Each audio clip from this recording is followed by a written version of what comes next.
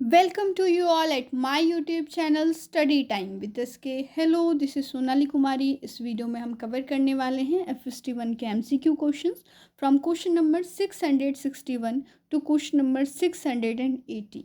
Last के videos में हमने 660 तक के क्वेश्चंस कवर किए हैं, तो अगर आपने अभी तक उन क्वेश्चंस को नहीं देखा है तो आप हमारे चैनल के प्लेलिस्ट सेक्शन में जाकर के FST1 के MCQ सीरीज़ में उन क्वेश्चंस को देख सकते हैं।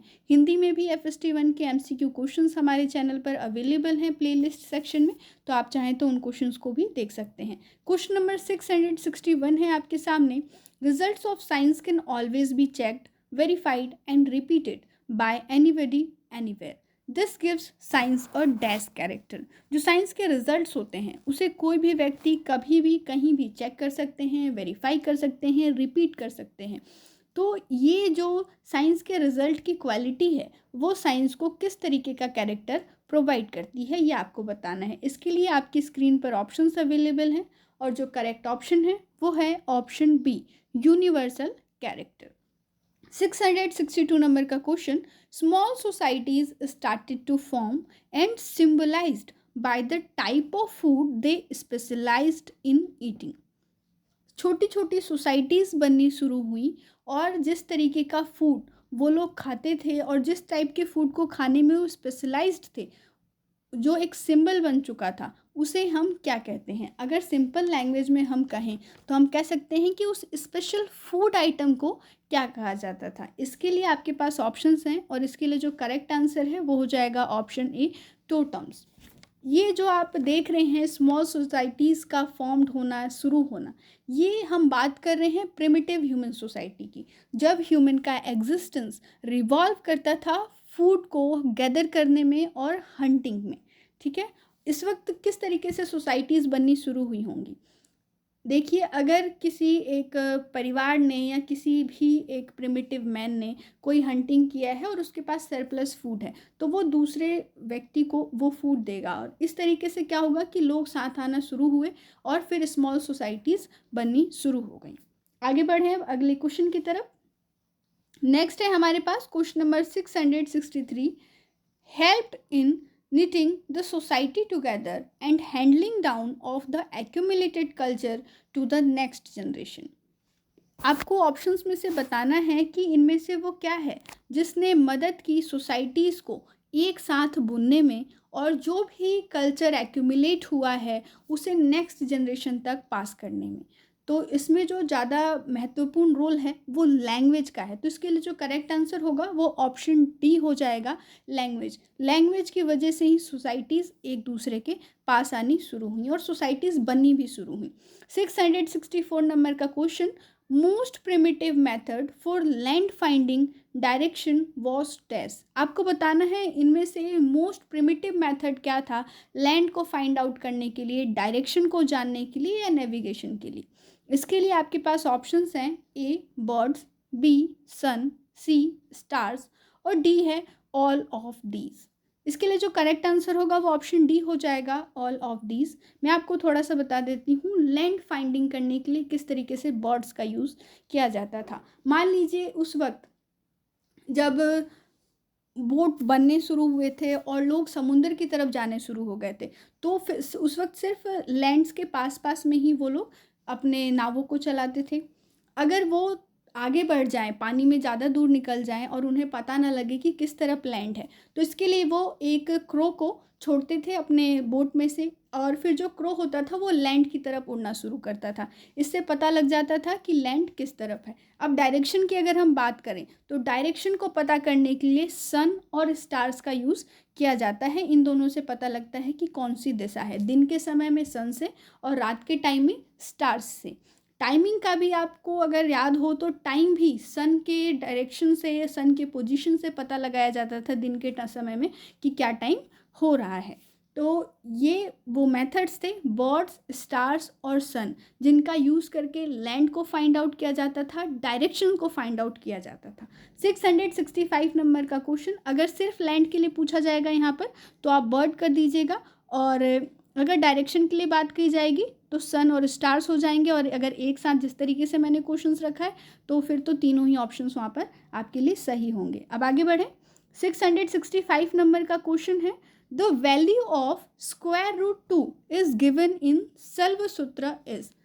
सल्वसूत्र के अंदर स्क्वायर रूट 2 की क्या वैल्यू दी हुई है ये आपको बताना है। सल्वसूत्र क्या है ये मैंने आपको लास्ट वीडियोस में बताया है, तो जिन स्टूडेंट ने भी अभी सभी क्वेश्चंस नहीं देखे हैं आप उन क्वेश्चंस को देख लीजिए, और जिन स्टूडेंट ने क्वेश्चंस देख लिए हैं सभी वो इसका आंसर जरूर दें कि सल्वसूत्र क्या है। और इसके अंदर रूट 2 की जो वैल्यू बताई गई है उसके लिए करेक्ट आंसर ऑप्शन बी हो जाएगा 1.414256।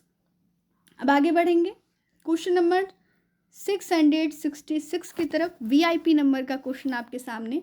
इन the early 11th century AD India's prime meridian passed through dash. आपको बताना है कि अर्ली 11th सेंचुरी एडी में इंडिया का प्राइम मेरिडियन कहाँ से पास करता था। आपकी स्क्रीन पर ऑप्शंस अवेलेबल हैं और जो करेक्ट ऑप्शन है वो ऑप्शन ए हो जाएगा उज्जैन। अकॉर्डिंग टू अल बिरूनी, अल बिरूनी के अनुसार 11वीं शताब्दी के शुरुआत में इंडिया का प्राइम मेरिडियन उज्जैन से पास करता था। थोड़ी सी बातें और जान लेते हैं जो अल बरूनी ने हमारे भारत के बारे में बताया है। अकॉर्डिंग टू अल बरूनी, भारतीयों ने कैलकुलेट करने की कोशिश की लैटिट्यूड्स को कुछ जगहों से। वो जगह हैं कन्नौज, थानेसर और श्रीनगर। लॉन्गिट्यूड्स को कैलकुलेट करने की कोशिश की गई टाइम्स ऑफ इक्लिप्स से। डिफरेंट प्लेसेस पे इक्लिप्स का क्या टाइमिंग होता है इसके बेस पे लॉन्गिट्यूड्स को कैलकुलेट किया गया, ठीक है। और जो प्राइम मेरिडियन है वो मैंने आपको बताया कि 11th सेंचुरी एडी में उज्जैन से होकर के गुजरता था। तो ये तीन बातें इस क्वेश्चन से संबंधित है, ये आपको याद रखना है। और ये भी याद रखना है कि किसके अकॉर्डिंग, किसने बताया ये, तो ये अल बरूनी ने बताया है, ये उनके अनुसार है। आगे बढ़ेंगे अब 667 नंबर के क्वेश्चन की तरफ। Agricultural, masonry, carpentry and other crafts introduced in. आपके पास ऑप्शंस में कुछ एजेस के नाम दिख रहे हैं, आपको बताना है कि इनमें से वो कौन सा एज है जब एग्रीकल्चर, कारपेंट्री या फिर अदर क्राफ्ट्स इंट्रोड्यूस किए गए थे। तो इसके लिए जो करेक्ट आंसर होगा वो ऑप्शन ए हो जाएगा ब्रॉन्ज एज। क्वेश्चंस को साथ साथ ही आप याद भी करते चलेंगे। आगे है हमारे पास 668 नंबर का question. India's finest deposit of iron and copper lie at eastern end of Gangetic plain.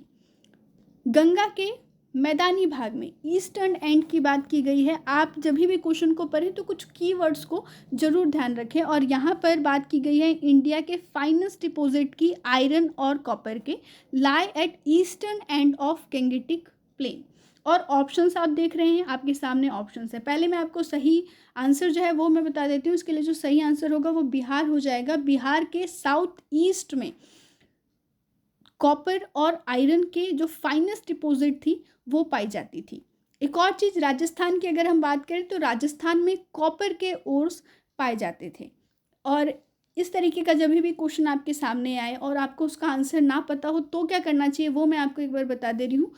देखिए, जब क्वेश्चन के अंदर एक निश्चित दिशा दे रखी है कि ईस्टर्न एंड की तरफ जाना है, तो आप जब भी भारत के मानचित्र को अपने माइंड में याद करें तो ईस्ट की तरफ चलना शुरू करें। कौन कौन से स्टेट्स हैं जो ईस्ट में आते हैं। देखिए, राजस्थान जो है यहाँ पर वेस्ट में आता है तो ये यहीं से एलिमिनेट हो गया, ठीक है। और ईस्ट में आता है हमारा बिहार, तो इसके लिए जो करेक्ट आंसर होगा वो बिहार हो जाएगा। इस तरीके से भी आप क्वेश्चन को याद रख सकते हैं।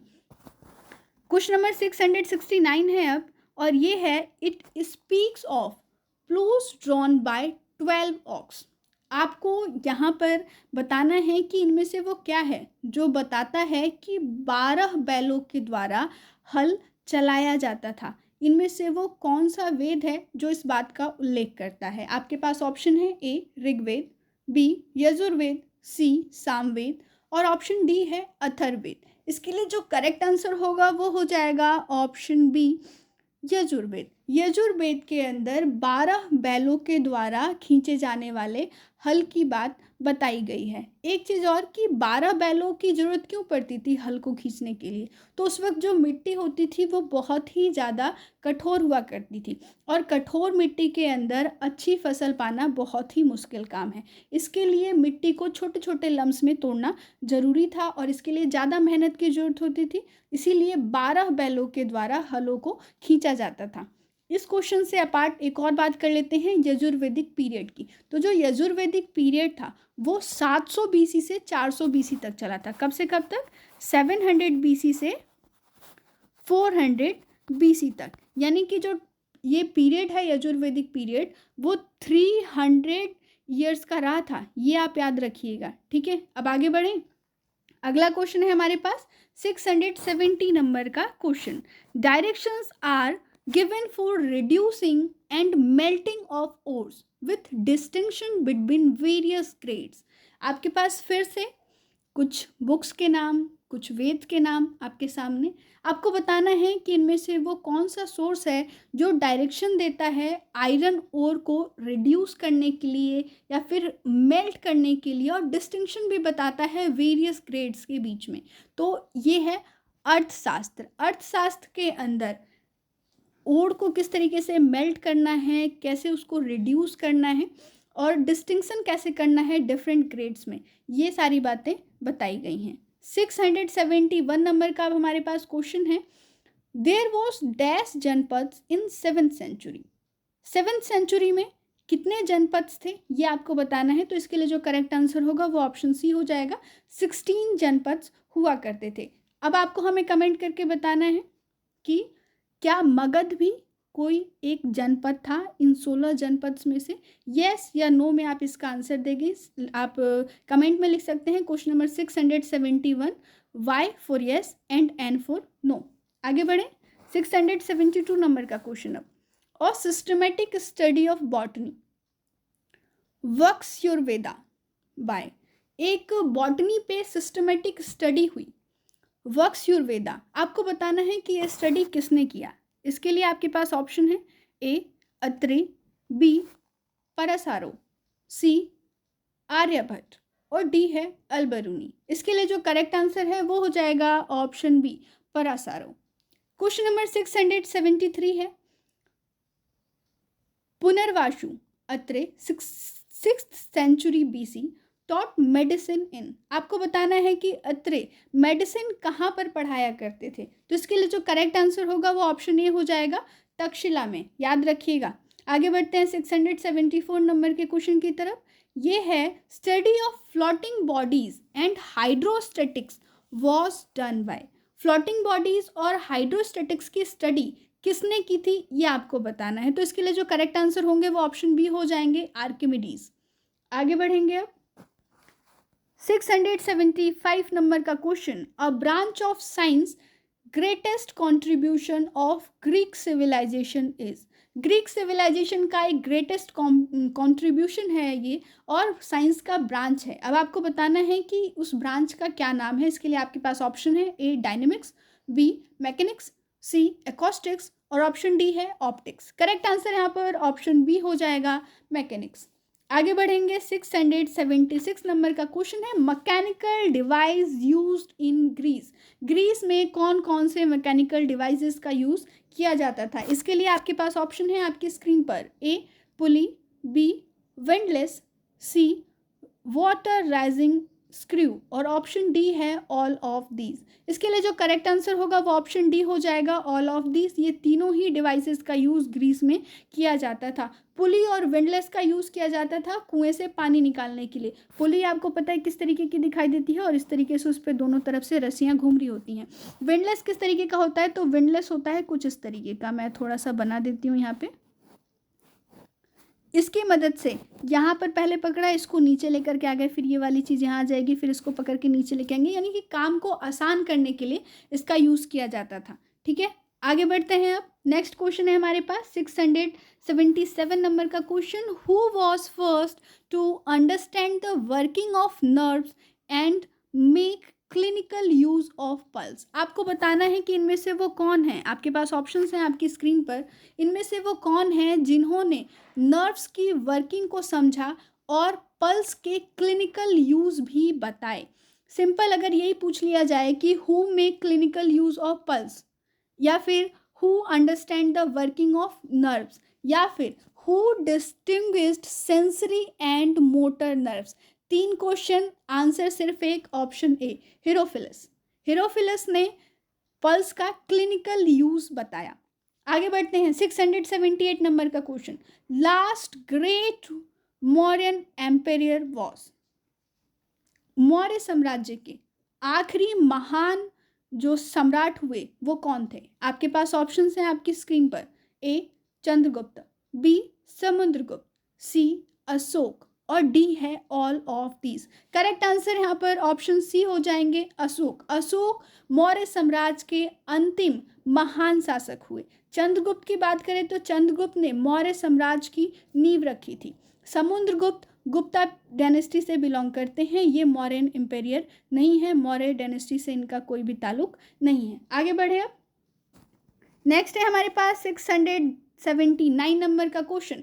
During Mauryan empire most of the buildings were made up of. आपको बताना है कि मौर्यन एम्पायर के दौरान मोस्ट ऑफ बिल्डिंग्स किससे बनाई जाती थी? ज़्यादातर बिल्डिंग्स जो उस वक्त की होती थी वो वुड से बनी होती थी, तो ऑप्शन ए यहाँ पर करेक्ट हो जाएगा। 680 नंबर का क्वेश्चन है। During Gupta period dash become famous for their light weight and fine texture textiles.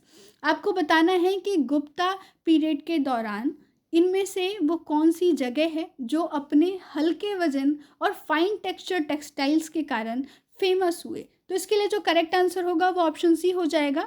Both Varanasi और बंगाल दोनों ही इसीलिए फेमस हुए क्योंकि उनके जो कपड़े होते थे वो लाइट वेट होते थे और उनका जो टेक्सचर होता था वो भी काफ़ी अच्छा होता था ड्यूरिंग गुप्ता पीरियड। तो ये वीडियो था जहाँ पर आपने क्वेश्चन नंबर 680 तक देखा FST 1 का। ये वीडियो आपको कैसा लगा हमें कमेंट सेक्शन में ज़रूर बताइएगा। किसी भी क्वेरी के लिए आप हमें कमेंट सेक्शन में लिख सकते हैं। तब तक के लिए स्टे ट्यून। जय हिंद, जय भारत।